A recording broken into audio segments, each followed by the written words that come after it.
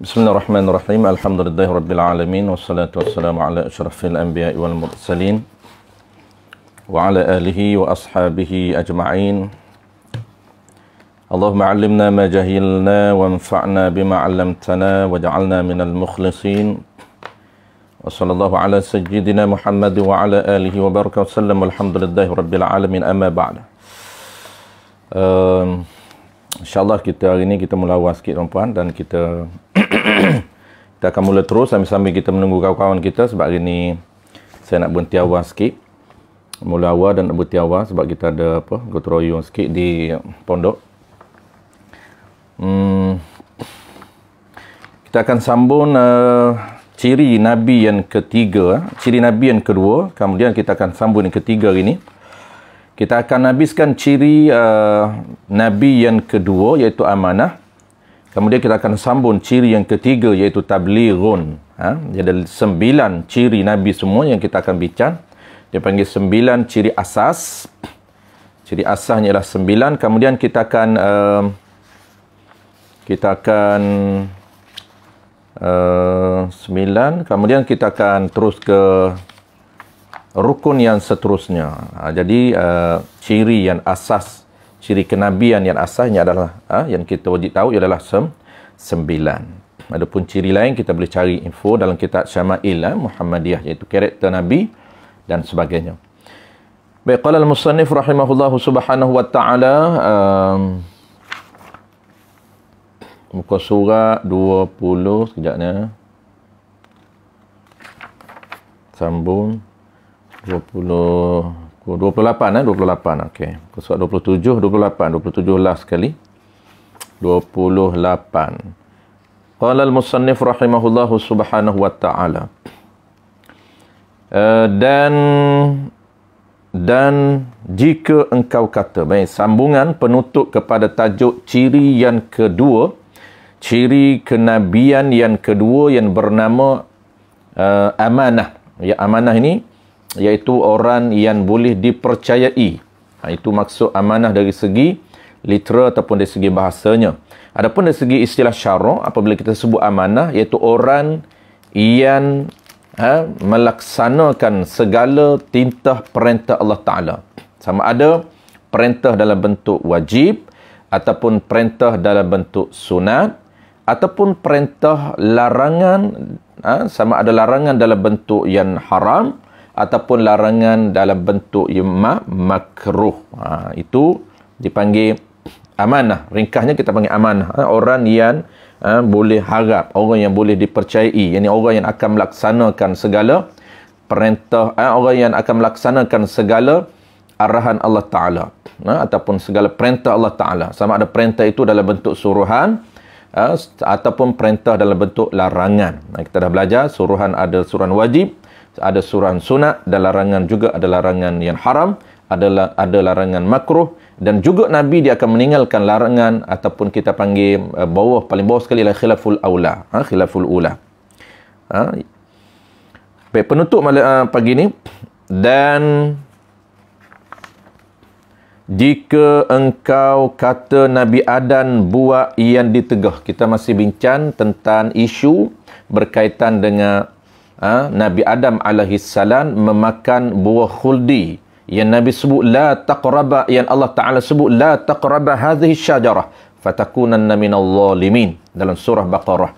Yang kita kena faham dari sudut ilmu kalam, kita kena faham dari sudut ilmu akidah ataupun ilmu usuluddin untuk memahami kehendak ataupun murad ayat yang tersebut. Jangan kita memahami ayat tersebut dari sudut zahir sahaja. Apabila kita faham dari sudut zahir tanpa ilmu akidah, menyebabkan kita menisbahkan Nabi Adam AS melakukan perkara yang ditegah, yang dilarang oleh Allah Subhanahu Wa Taala. Sedangkan apabila perkataan kita begitu, dia akan bertentangan dengan ciri-ciri kenabian yang kita pegang di dalam ilmu kalam, ilmu usuluddin, ilmu tauhid kita, iaitu ciri amanah. Nabi tidak akan melakukan perkara yang dilarang, Nabi tidak akan melakukan perkara yang dicegah, sama ada cegah itu makruh ataupun haram. Apabila kita melihat ada nas, ada teks yang bertentangan, maka kita mesti refer kepada pentafsiran para ulama yang sebenar, apakah maksud yang sebenar di sebalik ayat zahir. Nampaknya larangan, tetapi hakikatnya bukan larangan, bahkan suruhan ataupun perintah Allah Subhanahu Wa Taala. Allah memerintahkan Nabi Adam AS memilih sama ada nak kekal dalam syurga, makanlah buah ini, ataupun kamu nak keluar daripada syurga, maka kamu silap.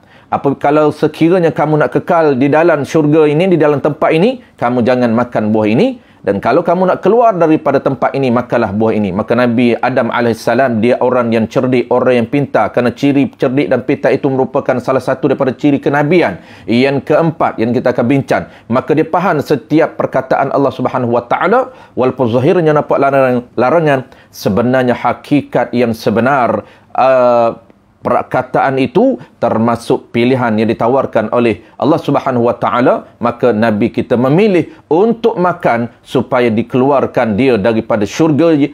Kenapa? Kerana Nabi kita tahu ini bukan syurga yang sebenar. Ini bukan syurga yang sebenar. Kalau syurga yang sebenar, maka dia akan ada bidadari dan sebagainya. Maka Nabi kita, Nabi Adam AS memilih untuk keluar daripada syurga, menyebabkan dia memilih untuk makan buah khudi. Apabila makan buah khudi, maka Allah, percaturan Allah Subhanahu Wa Taala, dia akan letakkan ataupun keluarkan Nabi Adam AS dan Hawa untuk ke pentas dunia. Kerana untuk melalui syurga yang sebenar, Nabi Adam tahu mesti melalui dunia dan fasal-fasal seterusnya. Baik. Jika kamu mengatakan Nabi Adam alaihissalam buat perkara yang dilarang itu belum jadi Nabi dan belum jadi Rasul, maka kita jawab perkataan yang disebut itu. Ini hujah untuk menjawab apabila orang mengatakan bahawa Nabi Adam AS memakan buah yang dilarang oleh Allah Subhanahu Wa Taala itu ketika dia belum menjadi Nabi ataupun ketika beliau belum dilantik menjadi Rasul. Apa yang kita nak jawab? Maka kita jawabnya, engkau cakap menjadi bengon. Ini perkataan Tuan Guru lah. Apa maksud bengon? Bengon itu dia tidak memahami hukum syarak yang sebenar. Dia tak faham tentang objektif hukum syarak. Dia tak faham. Itu dia panggil orang yang bengon. Kenapa dia jadi bengon? Belum ada Nabi. Ini ilah bengon. Ilah dia tak faham hukum syarak. Kerana belum ada Nabi dan Rasul itu, tidak ada suruhan dan larangan. Ketika mana belum diturunkan Nabi, belum dilantik Nabi, belum ditabalkan Nabi, maka tidak ada sistem peraturan dalam bentuk larangan ataupun suruhan. Kerana peraturan diturunkan oleh Allah Ta'ala ke dunia ini apabila turunnya Nabi. Kalau Nabi tidak diturunkan, Nabi tidak dilantik, Nabi tidak ditabal menjadi Rasul, maka ketika itu tidak ada peraturan diturunkan oleh Allah Subhanahu Wa Ta'ala. Larangan ini termasuk peraturan, suruhan ini juga termasuk dalam peraturan. Maka apabila Nabi belum jadi Nabi, belum jadi Rasul, maka peraturan, suruhan dan larangan tidak ada. Maka macam mana dikatakan buat yang ditegah? Maka macam mana kita kata Nabi buat yang ditegah sebelum jadi Nabi, ataupun buat yang dilarang sebelum jadi Nabi? Bahkan yang sebenarnya sebelum ditegah sekalipun, kalaulah dia betul-betul Nabi dan betul-betul Rasul, sebenarnya sebelum ditegah bahkan sebelum ditegah sekalipun, Nabi-Nabi dan Rasul-Rasul itu tiada buat perkara yang akan ditegahnya. Ini karakter seorang Nabi dan Rasul. Apa karakter dia? Apa ciri dia? Dia tidak akan melakukan perkara yang akan dicegah, yang akan dilarang sekalipun. Walaupun sekarang ini perkara tersebut masih belum dilarang, masih belum dicegah. Nabi dan Rasul yang sebenar, mereka tidak akan melakukan perkara yang akan dicegah, perkara yang akan dilarang. Walaupun sekarang ini peraturan masih belum diturunkan. Inilah dia Allah Ta'ala jaga Nabi dan Rasul. Bukan kata perkara itu, perkara yang dilarang itu Nabi langgar, tidak. Bahkan perkara yang akan dilarang pun Nabi kita ataupun seluruh Nabi-Nabi, dia akan meninggalkan perkara yang akan dilarang ataupun dicegah oleh Allah Subhanahu Wa Ta'ala. Dan ijma' ulama ni sepakat seluruh ulama di mana-mana. Kesepakatan para ulama kita, ulama di mana-mana tempat, di mana-mana negara, pergilah mana-mana tempat pun, akan jawapan yang sama. Ini dia panggil ijma' ulama. Wajib. Seluruh ulama mengatakan apa? Wajib bagi nabi-nabi dan rasul-rasul itu amanah. Wajib bagi nabi-nabi dan rasul-rasul itu amanah. Apa dia amanah? Ini kita pegang apa? Ciri yang ada pada nabi. Amanah ini wajib bagi nabi dan rasul. Rasul itu ada ciri yang bernama amanah. Yakni yang kata amanah itu terpelihara, dijaga. Allah jaga daripada melakukan barang, ini perkara yang Tuhan tegah perkara itu. Jadi amanah ini ciri yang ada pada Nabi amanah. Bahkan seluruh para ulama mengatakan bahawa wajib bagi seluruh Nabi dan Rasul bercirikan amanah. Apa dia amanah? Amanah ini Allah Subhanahu Wa Taala akan jaga. Secara ringkasnya, kita dah faham tuan-puan apabila sebut amanah, kita faham dari segi bahasanya, linguistiknya, orang yang boleh dipercayai. Dari segi terma syaraknya, orang yang maksud boleh dipercayai ini orang yang akan melaksanakan segala titah ataupun segala perintah Allah Ta'ala, sama ada perintah itu perintah suruhan dan perintah larangan. Kalau suruhan Nabi kita akan buat, kalau larangan Nabi kita akan tinggalkan. Itu dia panggil amanah. Orang yang akan, orang yang boleh dipercayai, orang yang amanah melaksana dan meninggalkan segala arahan Allah Subhanahu Wa Taala. Ataupun dalam bahasa lain, yakni yang kata amanah itu dijaga oleh Allah Ta'ala daripada Nabi kita melakukan perkara yang dilarang. Nabi kita ini bukan saja dia berusaha untuk menjaga, melaksanakan peraturan Allah Ta'ala, meninggalkan larangan Allah Subhanahu Wa Ta'ala, tetapi dia dijaga. Itulah dikata maksum, yakni dia dijaga oleh Allah Subhanahu Wa Ta'ala daripada melakukan perkara yang dilarang oleh Allah Subhanahu Wa Ta'ala. Maka barang siapa i'tiqad atau berkata-kata, ini bahaya antara implikasi orang yang tidak cakna, tidak ambil tahu tentang ciri kenabian. Inilah bahaya dia. Boleh menggelincirkan akidah dia, boleh merungkai akidah ataupun sistem kepercayaan dia terhadap kenabian.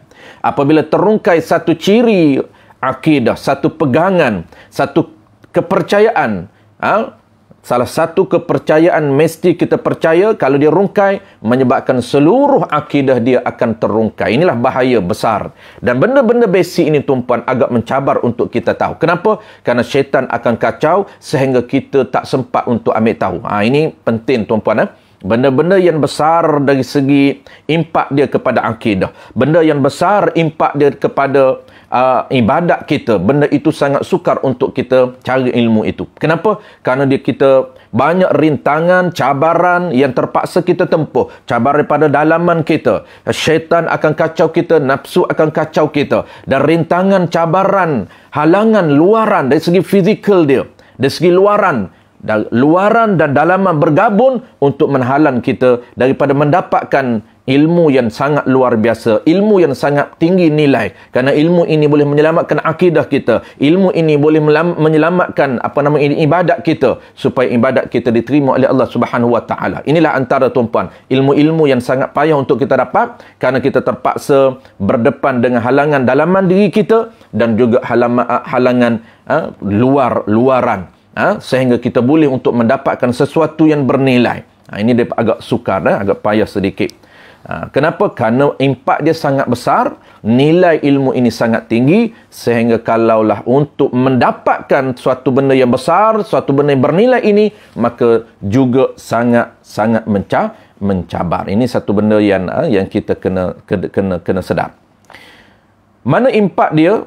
Orang yang tak cakna kepada sistem kepercayaan ataupun iman ataupun akidah, tak ambil tahu tentang modul-modul akidah, tuan-puan, bahaya. Hari ni ramai tuan-puan, majoriti lah kita kata, bukan minoriti, majoriti orang tak sempat untuk ambil tahu benda-benda basic. Majoriti orang dah tak sempat untuk belajar, untuk ambil tahu, untuk mendalami perkara yang basic berkaitan dengan akidah. Orang sempat hanya untuk suka mengambil orang panggil mengambil tahu walaupun dia tak tahu. Apabila timbul isu capal, dia tak ada ilmu pun tapi rajin nak komen, rajin nak respon. Orang yang amanah dengan ilmu, dia benda yang dia tak tahu dia tak akan komen, tuan-puan. Kita tengok netizen, jabatan netizen negara, orang yang paling cepat suka untuk komen walaupun benda yang dia tak tahu. Inilah kita, bukan cara orang yang berilmu. Orang yang berilmu, dia amanah dengan ilmu, walaupun dia ilmu dia tinggi tapi dalam bidang akidah dia tidak ada ilmu, maka dia kena orang panggil tawaduk. Jangan komen sekiranya benda kita tak tahu. Muncul macam-macam, tuan-puan. Kadang-kadang dia bukan ahli.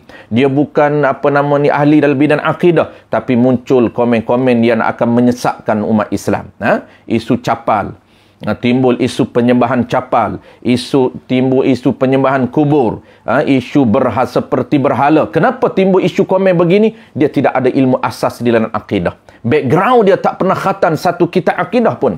Maka dia berani untuk komen berkaitan dengan syirik, berkaitan dengan penyembahan capal. Inilah orang-orang yang tidak amanah dengan ilmu. Tidak pernah khatam satu kitab modul akidah. Tidak pernah khatam satu modul berkaitan dengan ciri-ciri kenabian pun berani untuk menghukumkan syirik, untuk menghukumkan kufur. Inilah dia akhir zaman, tuan-puan, fitnah akhir zaman apabila majoriti umat Islam tidak lagi menjadikan ilmu asas itu sebagai ilmu arus perdana. Baik, kita tengok apa kesan, tuan-puan, orang yang mengatakan Nabi buat perkara salah. Maka barang siapa i'tiqad dalam hati dia, barang siapa berpegang dalam hati dia, tidak ada siapa yang tahu pun, dia dengan Allah Ta'ala sahaja. Ini isu beri'tiqad. Barang siapa percaya dalam hati dia dan barang siapa berpegang dalam hati dia, ataupun berkata-kata orang boleh dengar apa yang dia cakap, pegang dalam hati dia, dan apa dia berkata-kata, mana Rasul khianat. Dia kata Rasul ni khianat. Dia tak cakap direct Rasul khianat, tapi apa dia khianat tu? Buat yang Tuhan cegah. Rasul ini melakukan perkara yang Tuhan cegah. Tuhan kata haram, dia buat. Maknanya, tuan-puan, Rasul melakukan perkara yang haram. Nabi Adam AS melakukan perkara yang diharamkan oleh Allah Ta'ala. Apa dia?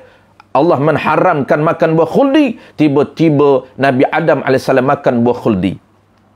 Dia memahami secara zahir ayat tanpa membincang ataupun tanpa refer kepada kitab akidah.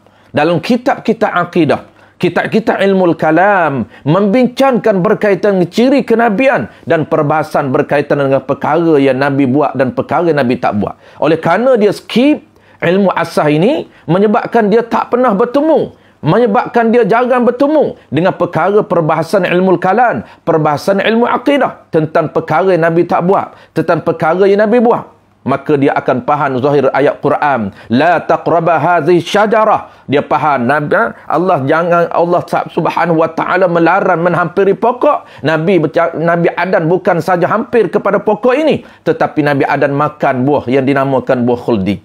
Dia faham secara zahir ayat tanpa memahami Quran dan hadis ini berdasarkan kepada nas ulama.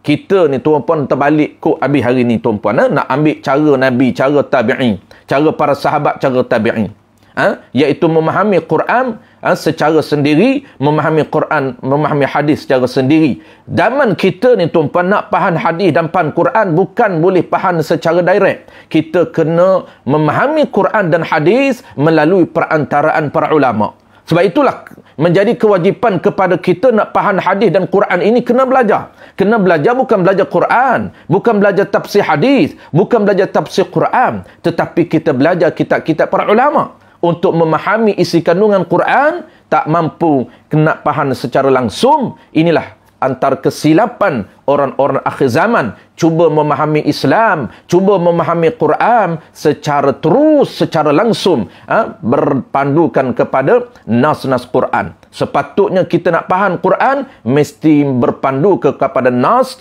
ulama, berpandukan kepada teks ulama, berpandukan kepada kitab yang disilabuskan, yang dimodulkan oleh para ulama untuk memahami Quran. Inilah kesilapan, tuan-puan. Baik. Apa yang berlaku, implikasi dia mengatakan Nabi buat perkara yang salah, nascaya jadi kafir ia orang yang mengatakan Nabi melakukan perkara yang dicegah. Nabi melakukan perkara yang diharamkan oleh Allah Ta'ala. Na'udzubillahi min dzalik. Kita minta berlindung daripada Allah Subhanahu wa Ta'ala berlakunya yang demikian tersebut. Baik, habis tuan-puan, kita nak masuk tajuk baru, iaitu ciri yang ketiga. Yang nama ciri yang ketiga ini ialah tablighun, iaitu ciri kenabian yang ketiga yang bernama tablighun ataupun penyampai. Qala al-musannif rahimahullahu subhanahu wa ta'ala. Baik, saya tuan-puan, ciri yang kedua ini iaitu Nabi kita amanah. Nabi akan, apa panggil apa? Nabi kita ini orang yang amanah, iaitu orang yang akan melaksanakan segala perintah Allah Ta'ala dan akan meninggalkan segala bentuk larangan Allah Ta'ala, sama ada larangan haram ataupun larangan makruh, dan sehinggalah khilaful aula pun Nabi kita tidak akan melakukan perkara kalau perkara tersebut termasuk dalam khilaful aula. Aulanya jangan buat, maka Nabi tidak akan melakukan. Jadi apabila kita bertemu dengan ayat-ayat yang zahirnya nampak semacam ataupun nampak seolah-olah Nabi kita ini melakukan perkara yang diharamkan oleh Allah Ta'ala, yang ini kita bincang isu terakhir ini, iaitu isu Nabi Adam alaihissalam melakukan perkara yang dicegah, yang dilarang oleh Allah Subhanahu wa Ta'ala, maka kita kena refer kepada teks ulama, kena refer kepada perbahasan para ulama, kena refer kepada panggil penjelasan ulama di dalam kitab-kitab usuluddin yang sebenarnya la taqraba hadhihi syajarah itu sebenarnya hakikat di sisi Allah Ta'ala, bukan zahir tetapi hakikat. Hakikat sebenar la bukanlah larangan, tetapi la itulah diberi pilihan oleh Allah Subhanahu Wa Taala kepada Nabi Adam alaihissalam. Maka Nabi Adam dia faham setiap teks, setiap kalam Allah Subhanahu Wa Taala, dia memahami kerana dia termasuk ciri yang keempat yang kita akan bincang, itu pintar. Dia ada fatanah. Ciri fatanah ada pada setiap Nabi dan Rasul. Dia pintar, dia tak bodoh, dia faham setiap kalam murak yang dikehendaki oleh Allah Subhanahu wa Ta'ala. Maka Nabi Adam termasuk dapat pahala. Dia makan buah khuldi. Kenapa? Kerana termasuk dia melaksanakan perintah Allah, iaitu Allah memberi tawaran, Allah memberi pilihan kepada dia. Allah Subhanahu wa Ta'ala perintah kepada dia dalam bentuk pilihan. Kalau nak keluar daripada tempat ini, makan. Kalau nak kekalkan berada di tempat ini, maka jangan kamu makan pokok ataupun buah ini. Itulah yang perlu kita faham mengikut konsep ilmu kalam ataupun ilmu usuluddin. Kenapa tuan-puan? Apabila zahir itu bertentangan dengan hakikat sebenar, kalau kita faham zahir, Nabi Adam melakukan perkara yang dicegah, sedangkan hakikat sebenar, Nabi Adam mempunyai ciri yang nama dia amanah. Dia tidak akan melaksanakan perkara yang dilarang, sama ada sebelum dia jadi Rasul ataupun selepas dia jadi Rasul, dia tidak akan melakukan perkara yang dilarang. Maka apabila bertentangan di situ, kita perlu melihat dalam konteks ilmu kalam, maknanya zahirnya lain, hakikatnya lain. Yang kita kena pegang tuan-puan, hakikat itu yang sebenar. Baik, kita terus kepada ciri yang ketiga. Qala al-musannif rahimahullahu subhanahu wa ta'ala, dan wajib atas tiap-tiap mukallaf i'tiqad. Jadi di sini sama macam biasa, iaitu kewajipan syarak, iaitu kewajipan yang digubal oleh Allah Subhanahu wa ta'ala, itu dipanggil syarak. Kalaulah wajib itu datang daripada syarak, maka kita panggil wajib syarak. Dengan makna apa tuan-puan? Dengan makna Allah Ta'ala paksa kita, mesti. Wajib dengan makna mesti ini tidak ada pilihan, tidak ada ruang untuk kita tinggal, tidak ada pilihan untuk kita tinggal, mesti kena buat. Wajib atas tiap-tiap. Kewajipan ini dipaksa atas tiap-tiap orang yang statusnya mukallaf. Apa dia kewajipan? I'tiqad. I'tiqad tu apa dia benda yang kena i'tiqad?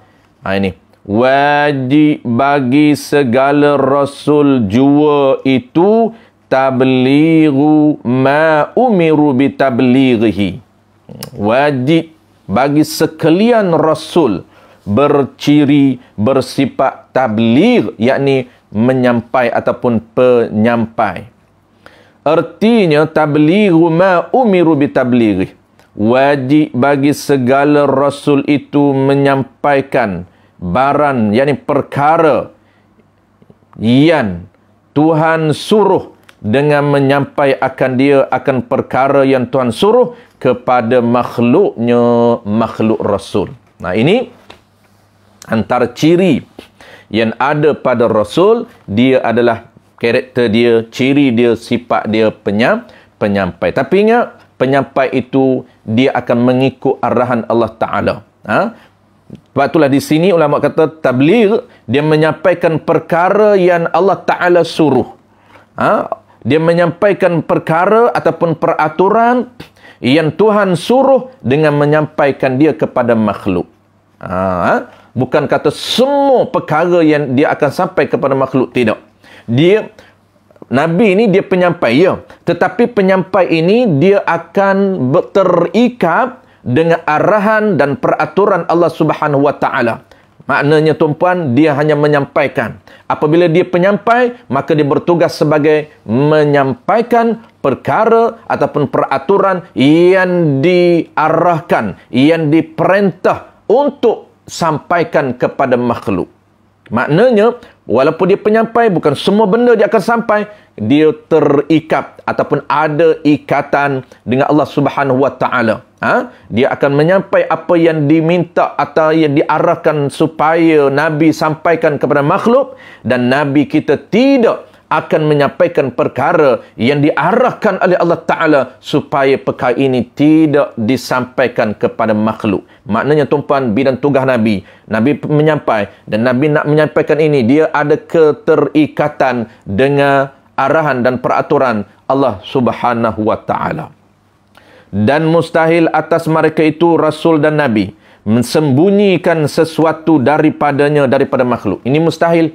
Kenapa? Karena Nabi kita ini bersifat dengan tak menyembunyi. Nabi ini tablighum. Nabi ini dia bersifat dengan tabligh, yang ini menyampai. Dan Nabi istihalah dia ataupun sembunyi itu tidak ada pada Nabi. Kenapa? Kerana Nabi ini dia bersifat dengan tak sembunyi ataupun tak menyembunyikan perkara yang diminta supaya sampaikan. Nabi kita dia tak sembunyi ataupun tak menyembunyikan perkara yang diperintah untuk menyampaikan. Itu dia panggil tabligh, iaitu Nabi kita penyampai ataupun menyampaikan perkara yang diperintah oleh Allah Ta'ala, dan Nabi kita sekali-kali dia tidak menyembunyikan perkara yang diperintah untuk menyampaikan. Kenapa? Kerana Nabi kita ni dia satu sifat istihalah dia tak menyembunyikan. Kalaulah dia panggil tabligh, maka istihalah dia mustahil itu benda tidak ada pada dia ialah sembunyi. Kenapa? Kerana istihalah dia lah tak menyembunyi, itu ciri Nabi.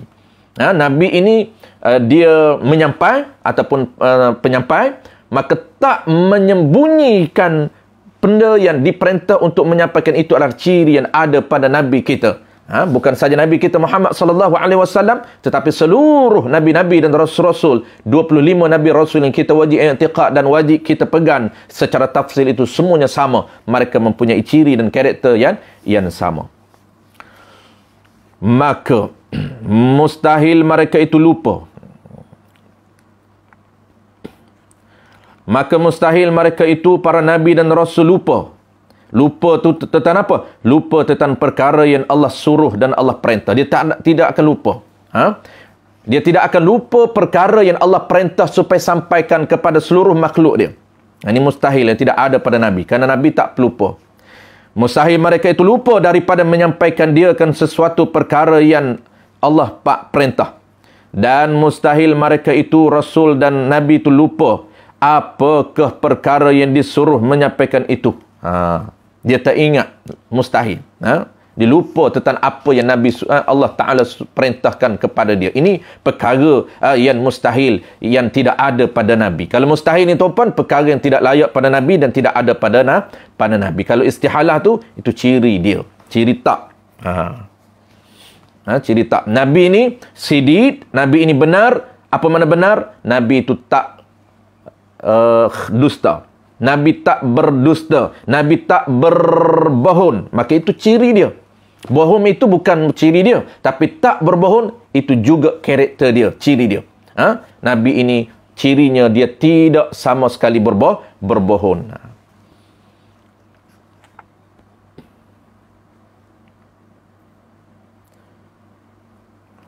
Dan mustahil mereka itu tersilap. Mustahil para Nabi dan Rasul tersilap perkara yang disuruh menyampaikan itu. Tersilap. Itu tidak ada pada Nabi dan Rasul. Allah jaga. Tersilap pun tidak, terlupa pun tidak. Itu semua tu adalah kita. Tersilap, terlupa, pelupa. Semua kita. Ada pun perkara yang Tuhan suruh mereka itu sembunyi. Ini perintah. Adapun perkara yang Tuhan suruh mereka itu sembunyikan. Sembunyikan perkara itu. Ini perintah Allah Ta'ala, bukan suruh sampaikan pada seluruh makhluk. Bahkan perintah ini untuk Nabi sahaja. Jangan sampaikan kepada makhluk, maka Nabi tidak akan sampaikan. Ini Nabi terikat dengan arahan Allah Subhanahu Wa Ta'ala.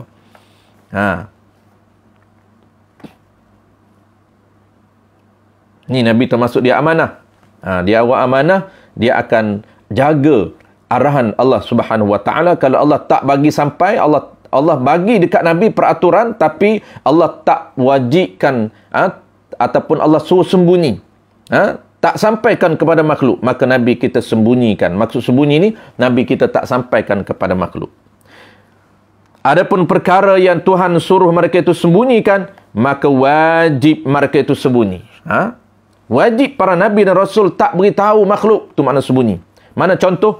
Seperti Tuhan beritahu kepada Nabi kita Muhammad sallallahu alaihi wa ala alihi wa baraka wasallam.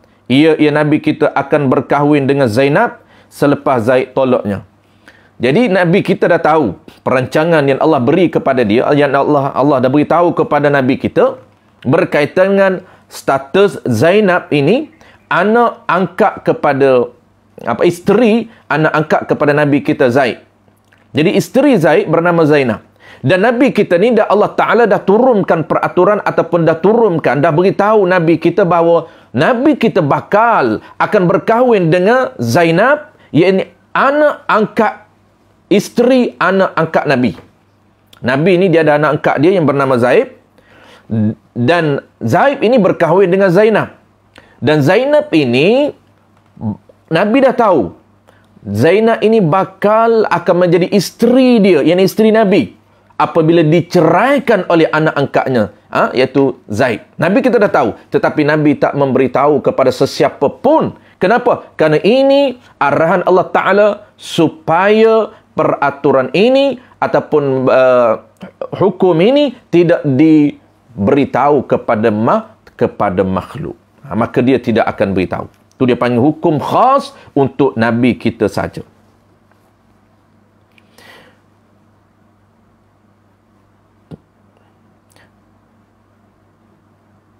Dan disuruh ia Nabi kita sembunyikan berkaitan dengan hukum.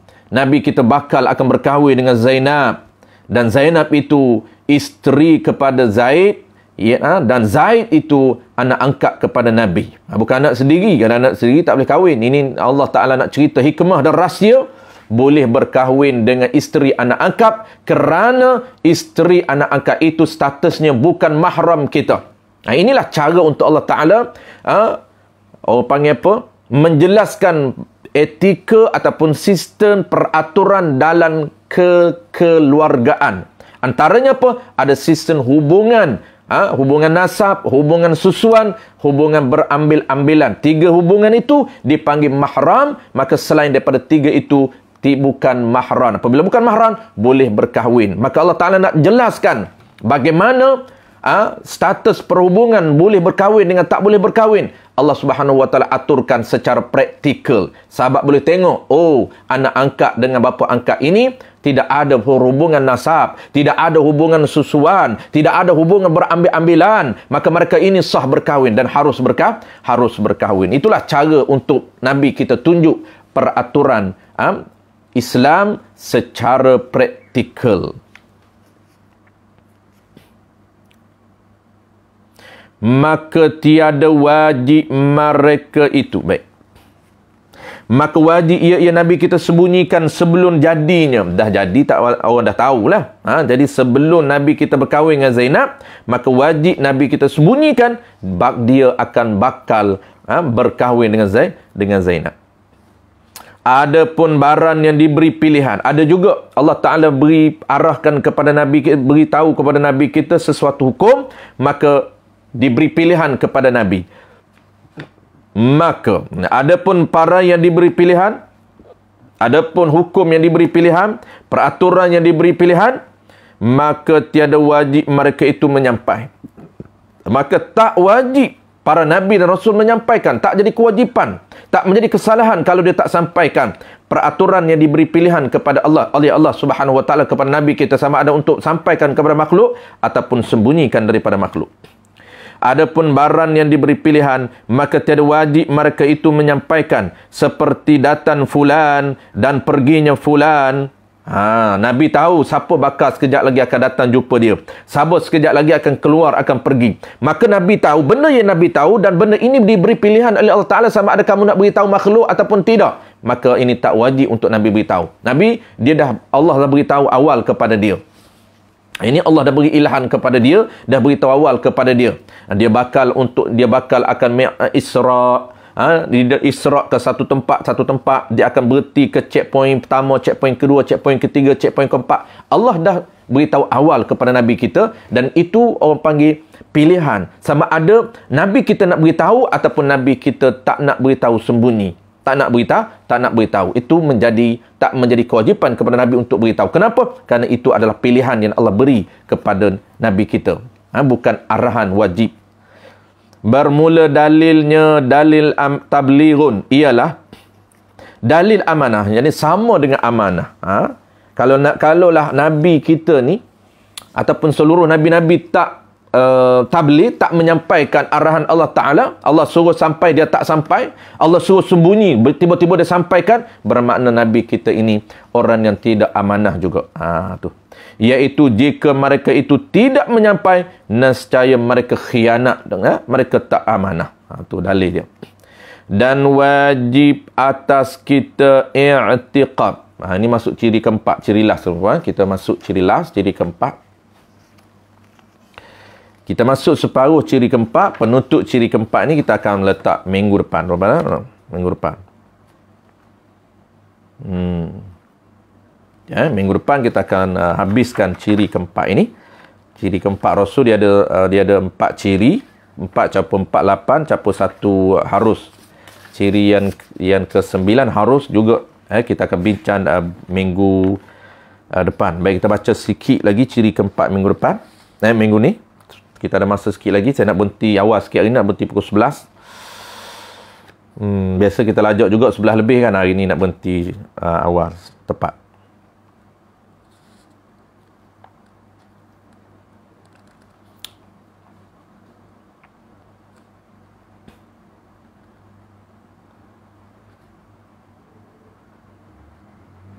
Baik. Ciri keempat ni nama dia ialah fatanah, cerdik. Nabi ni pintar. Baik, sebelum kita masuk ciri keempat, saya buat kesimpulan sedikit.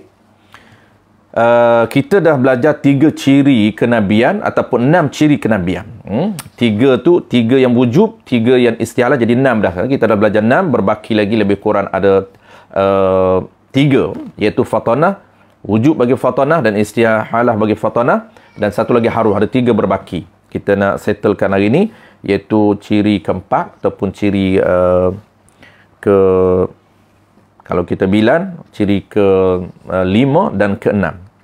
Ataupun ke-6 dan ke-7 ke-8. Ke-7 ke-8. Baik, kita buat rumusan dulu tuan-puan. Ada 3 ciri wujub dan 3 ciri istihalah yang kita dah bincang. Jadi 6 dah kita dah bincang. Kesimpulan tuan-puan, asas. Ini ciri asas. Kita sedang bincang ciri yang ada pada Nabi, ciri yang asas yang ada pada Nabi. Iaitu 9 ciri asas. Ataupun ni tambahan, itu sangat banyak. Itu kita boleh cari sendiri untuk dekatkan hampir diri kita dengan Nabi, tambah lagi dengan ciri-ciri lain. Ini ciri asas. Pertama pada tuan-puan, seluruh para Nabi bercirikan ataupun bersifat dengan sifat sidik, benar. Maka apa yang kita nak rumus, jadi kita rumus tuan-puan, ciri Nabi pertama ini, Nabi ni mesti Nabi bersifat dengan sifat ataupun ciri yang bernama benar. Kita dah tahu apa makna benar. Yang keduanya, ciri yang kedua, Nabi ni apabila dia mesti dia benar ataupun mesti sungguh Nabi ini benar, maka yang keduanya mesti Nabi tak dusta. Itu ciri kedua istihalah dia panggil. Kita bilan untuk cukupkan 9. Jadi yang keduanya ialah Nabi ni dia mesti tak dusta. Jadi Nabi dia apabila dia bersifat dengan benar, mesti sungguh Nabi ni benar, maka Nabi ni dia tak dusta. Tak dusta itu ada pada dia.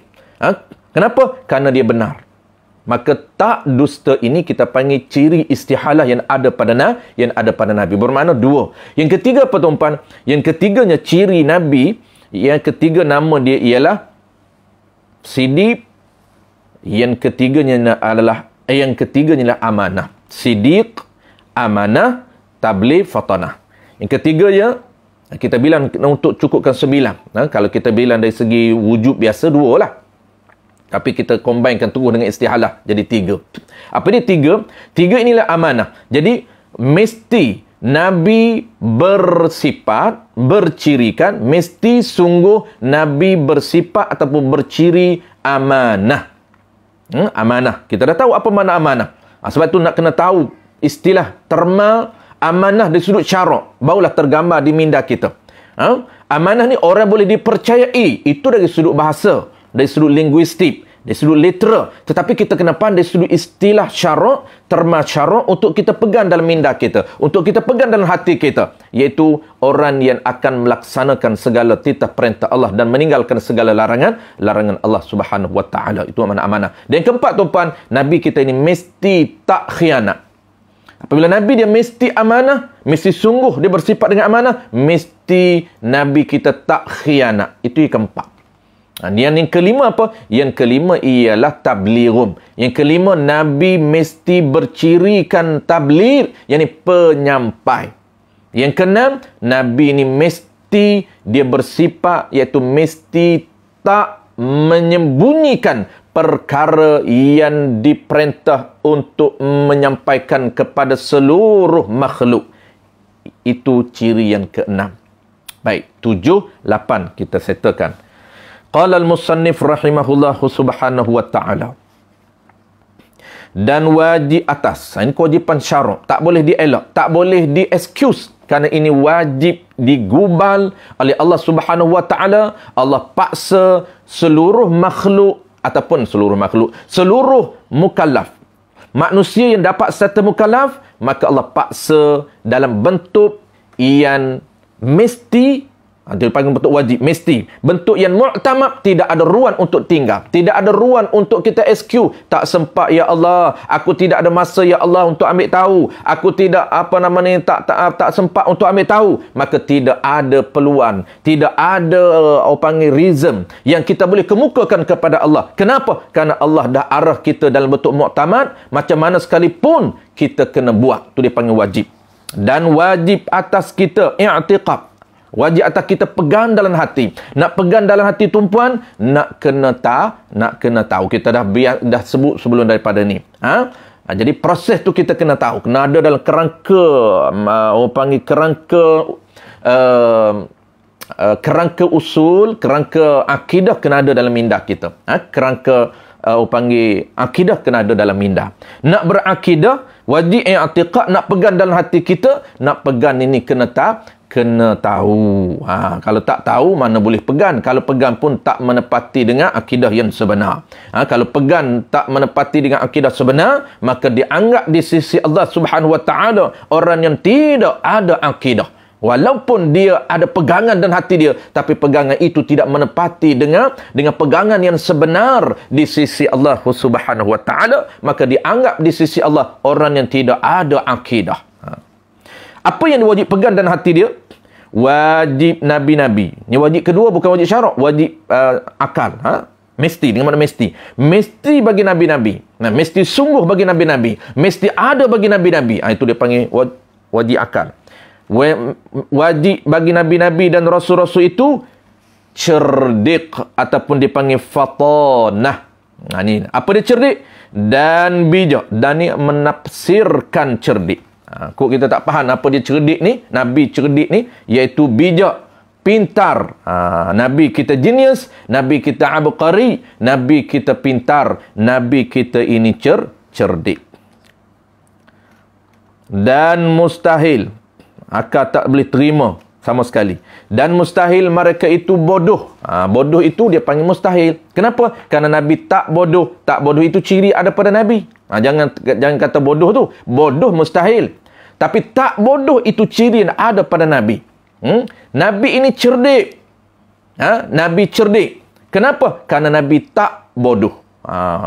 Nabi tak bodoh. Dalilnya, mana dalil Nabi cerdik, Nabi pintar? Firmanullah subhanahu wa ta'ala, wajadilhum billati hiya ahsan. Artinya hendaklah kamu berhujah akan mereka itu, akan orang Yahudi dan Nasrani, dengan hujah yang terlebih elok, yang terlebih pintar, yang terlebih bagus. Maka jika bodoh, nescaya tidak dapat hendak berhujah. Maka tetaplah cerdik, tetaplah pintar berhujah mereka itu, sehingga boleh mengalahkan lawan-lawan. Hujah para Nabi ini berjaya menundukkan hujah para seluruh orang-orang Yahudi dan Nasrani ketika mana zaman mereka. Maka tetaplah cerdik, yakni pintar berhujah mereka itu, sehingga boleh mengalahkan lawan. Dan wajib atas kita i'tiqad. Sama. Yang ni pegang secara putus. I'tiqad ni pegangan dalam hati kita. Kita pegang benda yang kita faham secara jazam, secara tetap, tidak berganjak walau apapun berlaku. Tu dia panggil wajib kita i'tiqad. Pegang dalam hati kita secara jazam, secara putus, secara tetap, tidak berganjak. Harus bagi Nabi. Habis tuan-puan, ini sifat yang ke-9. Iaitu harus bagi Nabi. Tapi harus ni kita akan sambung bulan depan lah. Minggu depan. Sebab dia panjang sikit. Kita berhenti di bawah tu, di tengah tu. Dan Rasul-Rasul itu bertukar ganti dalam sifat-sifat yang bangsa manusia. Baik, sifat yang ke-9. Ini sifat terakhir tuan-puan. Yang ke-8, yang ke-6 settle. Yang ke-7 apa? Yang ke-7 mesti Nabi berciri, bersifat cerdik ataupun fatanah, itu bersifat bijak. Yang ke-8 mesti Nabi tak bodoh. Tak bodoh itu ciri kenabian. Kerana apa? Kerana cerdik itu ciri kenabian. Pintar itu ciri kenabian. Maka tak bodoh itu juga ciri kenabian. Maka 8 lengkap. Yang ke-9 ialah tuan-puan penutup kepada ciri Nabi yang ke-9, ciri asal Nabi, iaitu harus. Harus ni apa? Harus ni kita dah bincang sebelum daripada ni. Harus ini kalau wujub mesti ada, kalau istihalah mesti tidak. Kalau harus, dia menerima kedua-dua belah. Menerima ada dan menerima tiada. Akal kita berada, pertimbangan akal kita berada, orang panggil sama. Antara menerima, terima ada dan juga terima tiada. Tu dia panggil harus boleh. Apa maksud boleh? Boleh untuk ada dan boleh juga untuk tiada. Tu harus. Apa dia harus ini? Harus tuan-puan, kita pegang satu je. Harus seluruh Nabi-Nabi dan Rasul berkarakter, berciri, bersifat kemanusiaan yang ada pada manusia, yang tidak menjatuhkan standard kenabian. Itu kena ada ayat di belakang. Nabi kita ini dia i'rab basyariah. Dia berperwatakan kemanusiaan. Tapi ingat, ciri kemanusiaan ada pada Nabi dan Rasul. Dia tak ciri kemanusiaan yang tidak menjatuhkan standard Nabi. Ciri kemanusiaan tidak menjatuhkan standard para Rasul. Seperti tuan-puan, Nabi kita sakit. Sakit itu termasuk i'rab basyariah. Termasuk i'rab basyariah. Nabi kita sakit, sakit yang tidak menjatuhkan standard dia. Nabi kita ini tuan-puan apa lagi? Nabi kita akan rasa sedih, Nabi kita akan rasa happy, Nabi kita tidur, Nabi kita makan, Nabi kita kencing. Kesemuanya itu adalah perwatakan manusia yang tidak menjatuhkan standard Nabi dan Rasul yang kita mesti pegang. Kalau kita skip yang ni tuan-puan, kita tak cakna, kita tak belajar, kita tak ambil tahu tentang ciri ke-9 ini, menyebabkan kita boleh termakan dengan tipu daya yang digunakan oleh Israiliyat, yang digunakan oleh Yahudi, yang digunakan oleh Nasrani. Mereka lebih alim daripada kita. Mereka mempunyai info-info kenabian. Mereka mempunyai info-info berkaitan dengan Islam lebih banyak daripada kita, menyebabkan mereka tahu kunci-kunci dan strategi untuk menjatuhkan akidah umat Islam. Antaranya mereka mengatakan, tuan-puan, mereka cuba untuk menggambarkan satu perkara yang boleh menjatuhkan standard kenabian, dan kita terima, kita termakan dengan tipu helah yang digunakan oleh musuh kita untuk menjatuhkan standard Nabi. Mengatakan Nabi kita, apa dia tuan-puan? Mengatakan Nabi kita kalah daripada perang. Mengatakan Nabi kita sakit, yang sehingga mana seluruh keluarga lari. Mengatakan Nabi sakit, Nabi Ayub berulat sehingga anak-anak dia lari, isteri dia lari. Inilah dia cuba menggambarkan dalam bentuk yang tanpa kita sedar. Nak gambarkan Nabi sabar, nak gambarkan Nabi Ayub hebat, tetapi dalam masa yang sama kita tak sedar bahawa dalam masa yang sama mereka cuba nak mengangkat Nabi Ayub kesabaran tinggi, tetapi mereka cuba nak menjatuhkan Nabi Ayub dalam bentuk nilai maruah yang ada pada Nabi, iaitu apa? Tingginya kesabaran Nabi, sakit Nabi, sehingga mana ulat keluar daripada tempat sakit Nabi, sehingga Nabi masukkan balik ulat, dan keluarga dia, bau busuknya Nabi Ayub ini, keluarganya lari, isterinya lari, anak-anaknya lari. Ini nampak tuan-puan, kalau kita tak faham dari sudut akidah, nampak macam bagus, nampak macam wow, nampak macam benar, tapi kita mesti ada filter, yakni ilmu akidah ialah filter untuk menapis betul ataupun tidak kisah tokoh tambah yang dibuat oleh Israiliyat untuk menjatuhkan nilai murwah yang ada pada seluruh nabi-nabi dan rasul. InsyaAllah bulan depan ataupun minggu depan tuan-puan, kita akan baca kisah-kisah, beberapa kisah yang ada kaitan dengan harus pada Nabi yang kita mesti jaga. Nabi ini harus bersifat kemanusiaan, tapi kemanusiaan yang tidak menjatuhkan maruah dia. Jangan mengatakan kepada Nabi Musa AS lidahnya telur, menyebabkan lidah Nabi kita tidak lancar. Lidah Nabi Musa AS telur tak lancar. Ini boleh menjatuhkan standard Nabi Musa. Karena Nabi ini, seluruh Nabi, dia mempunyai lidah yang fasih, yang sangat fasih tuan-puan. Bukan saja Nabi kita Muhammad sallallahu alaihi wasallam, tapi seluruh Nabi-Nabi lain juga mempunyai lidah yang fasih. Yang kita katakan Nabi Musa ini lidahnya telur sebelum berdakwah kepada Fir'aun, maka Nabi Musa diarahkan oleh Allah baca Rabbi syrah li sadri wa yassir li amri wahlul 'uqdah. Kenapa kena wahlul 'uqdah? Kerana Nabi Musa ini simpulan ada di lidah dia, fasihnya tidak. Inilah mesti kita baca sejarah-sejarah dan tafsir-tafsir berdasarkan kepada panduan ilmu akidah. Baik. Mana dia penutup tuan-puan? Dah pukul 11. Saya janji nak berhenti pukul 11. Dan wajib atas kita i'tiqad, harus bagi Nabi dan Rasul itu bertukar ganti dalam sifat, yakni cirian bangsa, jenis manusia, yakni ciri-ciri kemanusiaan yang tiada jadi cacat cedera, tiada melemah dan menjatuhkan standard, dan yang tiada jadi kekurangan pada martabat mereka itu, martabat Nabi-Nabi. Ya, dia sakit tapi tidak menjatuhkan marwah, tidak mengurangkan martabat Nabi. Mana dia? Mana Nabi-Nabi mana? Mereka itu seluruh Nabi-Nabi dan Rasul alaihimussalatu wassalam. Dan tiada cacat dan tiada cedera dan tiada kekurangan mereka itu pada kejadian mereka itu. Ini pun kena jaga. Kejadian Allah ciptakan muka mereka, lidah mereka, apapun kejadian fizikal para seluruh Nabi-Nabi sempurna. Tidak ada kekurangan sedikit. Jangan kita menisbahkan lidah Nabi Musa kurang, lidah Nabi Musa tak fasih, lidah Nabi Musa cacat, lidah Nabi Musa cedera. Itu menggoyankan, bukan menggoyan, bahkan merungkaikan akidah yang ada pada Nabi kita. Yang kita mesti berakidah, iaitu satu daripada 9 akidahnya, harus pada Nabi bersifat dengan sifat kemanusiaan yang tidak menjatuhkan maruah, mencacatkan dan mengurangkan kejadian Nabi dan Rasul. Ni dia dah cerita tuan-puan. Dan tidak mengurangkan mereka itu, tiada kekurangan mereka itu Nabi dan Rasul pada kejadian mereka itu, yakni tubuh badannya, tubuh badan yang paling sempurna. Tubuh badan yang paling sempurna ialah tubuh badan seluruh Nabi-Nabi. Tinggi nabinya sempurna. Tubuh dan badan nabi sempurna. Tidak ada nabi-nabi ini tubuh dia tak sempurna. Mana ada nabi boroi tuan-tuan? Tak ada. Tak sempurna. Kerana boroi ini dia kekurangan.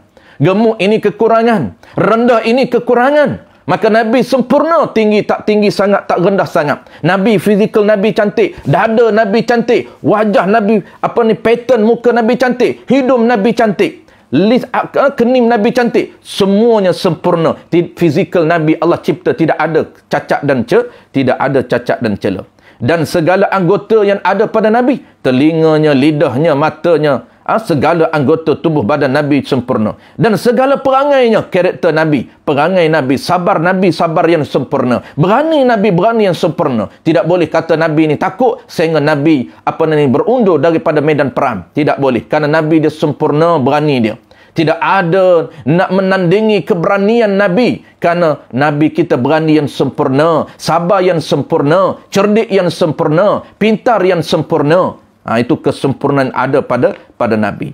Sempurnanya Nabi ini, anggota dia, tubuh dia, perangai dia, zahirnya dan batinnya. Kerana wajib bagi mereka itu bersifat dengan segala sifat kesempurnaan manusia. Wajib tuan-puan, bukan sunat. Bukan mustahil. Wajib bagi segala, wajib bagi ni wajib akal. Wajib bagi segala Nabi dan Rasul, dia bersifat dengan apa dia tuan-puan? Dengan sifat kesempurnaan manusia. Kita sifat sempurna, sifat kemanusiaan tapi tak sempurna. Nabi ni, seluruh Nabi-Nabi Rasul, dia bersifat dengan sifat kemanusiaan yang sempurna. Kalau dia sabar yang sempurna. Kalau dia berani yang sempurna. Tawaduk yang sempurna. Fizikal dia sempurna, ciri dia sempurna, perangai dia sempurna, karakter samalah tuan-puan pun sempurna. Tanbihun wallahu a'lam. InsyaAllah tuan-puan, kita akan sambung minggu depan, iaitu beberapa isu penutup dalam ciri yang ke-9, iaitu harus bagi Nabi bersifat dengan sifat kemanusiaan yang sempurna, yang tidak menjatuh dan mengurangkan standard kenabian dan kerasulan. Ada beberapa isu yang kita nak bahas, iaitu isu berkaitan dengan Nabi Musa AS telur, isu berkaitan dengan Nabi Ayub AS ditipu penyakit, apa kita punya kisah yang sebenar di sebalik isu-isu Israiliyat ataupun tambahan-tambahan yang mesti kita tahu cerita yang sebenar berdasarkan panduan kitab akidah. Terima kasih banyak tuan-puan hari ini. Saya tak sempat untuk kita lebihkan. Hari ini ada gotong royong sikit di pondok. Kebetulan kawan-kawan kita dah mula, saya tak sampai lagi. InsyaAllah nak pergi tengok juga. Sahabat-sahabat kita sedang gotong royong. Pondok Asfa, Pondok Akademik yang bertempat di Kampung Bahagia. Kampung Bahagia Bangi Lama, tuan-puan. Kampung Bahagia Bangi Lama, tuan-puan yang berdekatan.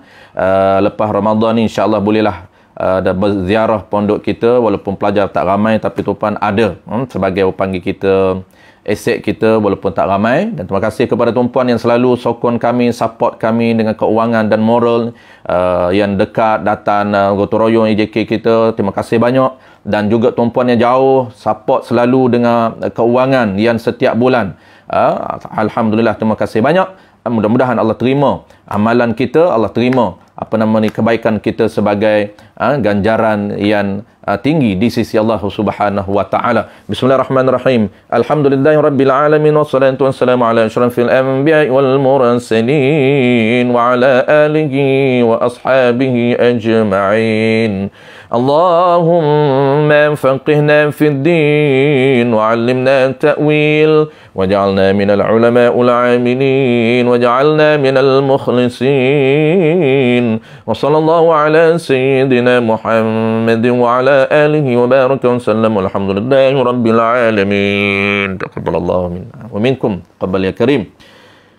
Baik, terima kasih semua yang mengucapkan terima kasih. Sama-sama saya ucapkan, yang ucapkan salam, saya jawab semua dengan lafaz Assalamualaikum warahmatullahi wabarakatuh. Terima kasih kepada pihak penganjur Gen Anak Muda daripada Cerah, semua tanpa saya menyebut nama. InsyaAllah kita jumpa lagi minggu depan, hari yang sama, waktu yang sama.